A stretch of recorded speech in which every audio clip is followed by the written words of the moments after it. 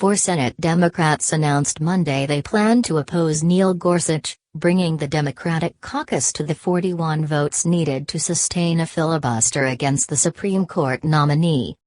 The announcement sets Republicans up to change Senate rules, referred to as the nuclear option, to lowering the threshold of advancing Supreme Court nominees to just 51 votes from 60.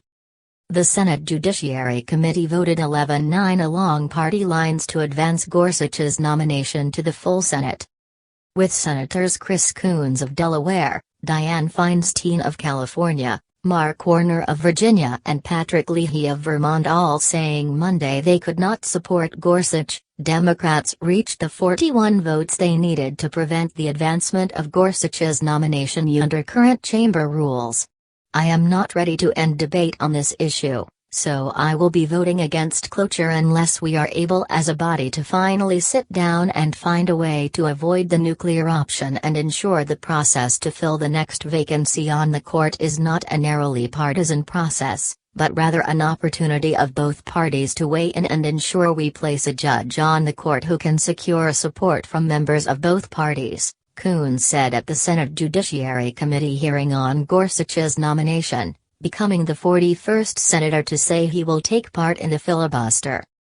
Coons told CNN's Wolf Blitzer immediately after his announcement that he understood the consequences of his decision, but also repeated his pledge that he's open to negotiating with Republicans to find an agreement on avoiding the nuclear option.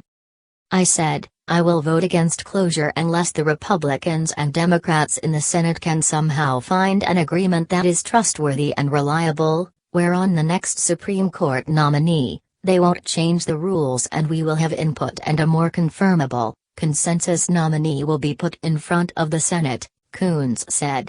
I'm not saying that I'm insisting that we force the Republican majority to break the rules. That's a choice they're going to have to make.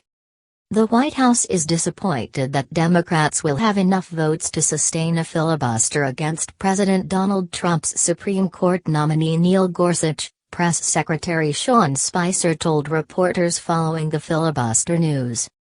If the Democrats get their way, and the numbers are looking that way, this is going to be the first successful filibuster of a nominee to join the Supreme Court, which is clearly unprecedented, Spicer said, adding, with a vote on Judge Gorsuch on Friday, the American people see which senators are willing to keep this seat open to get in the way of President Trump making progress on one of his most significant choices so far.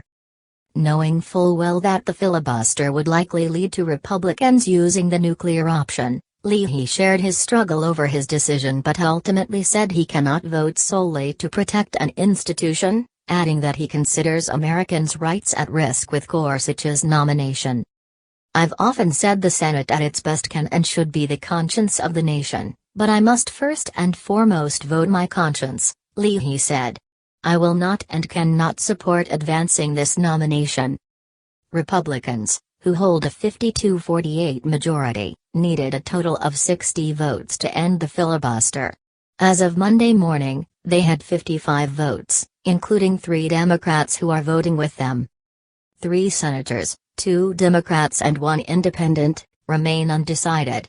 However, even if those 3 senators were to side with Republicans, it wouldn't be enough to avoid the filibuster.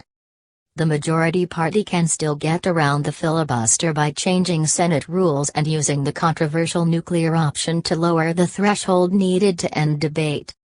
Senator Michael Bennet, a Democrat from Gorsuch's home state of Colorado, said Monday he hasn't decided how he will vote on confirmation, but plans to oppose the filibuster from fellow Democrats.